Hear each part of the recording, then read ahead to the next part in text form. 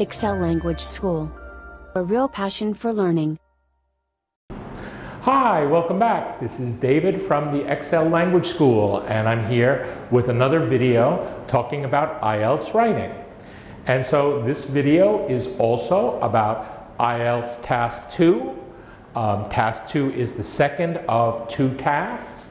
And just to review, as you probably know, it is worth 2/3 of your final grade in IELTS writing, and it should be 250 to 260 words.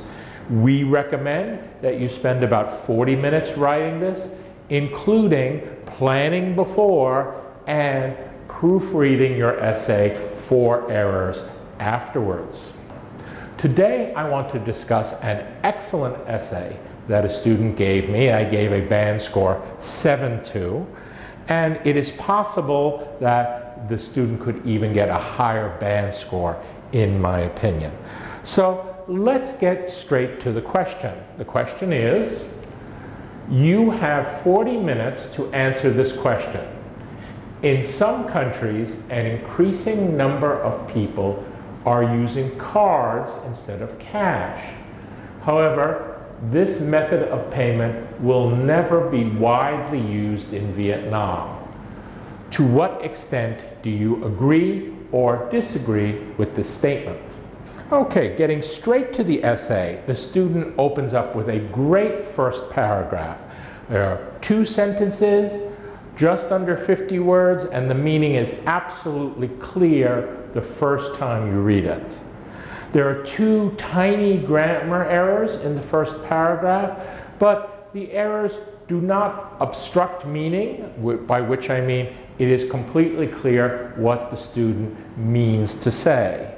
Now, the student also uses some very good idioms like on the rise and nowhere near, and also good vocabulary words like aforementioned and overstatement. They are used grammatically correctly, and also they sound very natural under the circumstances. Similarly, I have very little to criticize in the second paragraph also. One problem that the essay may have is it may be a few words too long, so I tried to show the student a couple of words that he or she could take out of the essay. Like you will see, I crossed out the word currently because it is clear from context that the student is talking about now, and so currently is not really necessary. Also in the same paragraph, the student makes a small essay that many Vietnamese students make, and we call this in English teaching disagreement in number. That is, the student uses these, which is a plural word, and machinery, which is a singular word, and so you have to either have them both singular or both plural. Now in this case, machinery is a singular noun, and so I suggested the student use this instead of these. And the second problem in this paragraph is the definite article, which I will say again, the definite article means the word the. The student writes, this is only a problem of the development. I suggested deleting the word the, and knowing when to use the definite article in English is a very, very difficult grammar point that requires a lot of study and could get a whole different video just about that.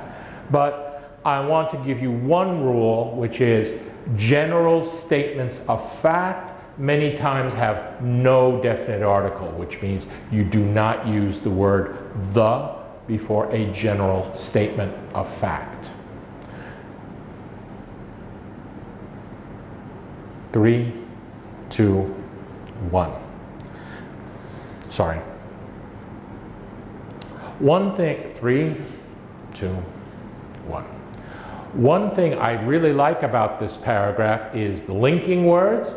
The linking words are, first of all, and secondly, they are very normal, not complex linking words. but the student uses them correctly to show that first they will discuss one idea and then they are moving on to a separate idea. Now, at the end of this same paragraph, the student has a long sentence. It's actually two different sentences connected with the word and. And I usually tell students, if you have two sentences, they are different ideas, instead of connecting them with the word and, put a full stop and then start a new sentence with a capital letter. And the second sentence after the full stop, especially in this case, is quite good because the student shows that the student can write something in the first conditional. Now, conditional sentences are very complex, and if you want to know more about them, I'm going to put a link below this video in the description. So click on the link and you will see some examples of conditional sentences and also links to other web pages that will allow you to practice.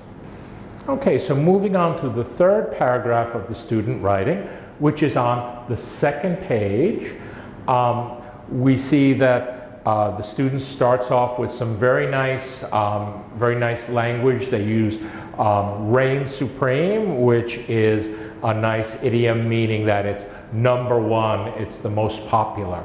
And the writing is generally good, but the student has one problem with a linking phrase. The student uses the words for once, right? And it's a good place for a linking phrase, but for once doesn't really work here. I think the student used for once thinking that maybe it means the same thing as first of all. The student used first of all in the previous paragraph, so the student didn't want to use the same linking word twice in the same essay. But the student chose this linking phrase for once, and unfortunately it has a different meaning, different from what the student wanted to say. Okay, so just to explain, for once is not a synonym, but it has a completely different meaning. It means something like this one time only, or on this occasion only.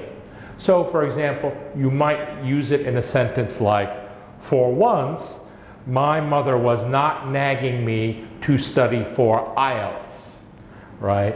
It means that your mother is almost always nagging you, but not this one time.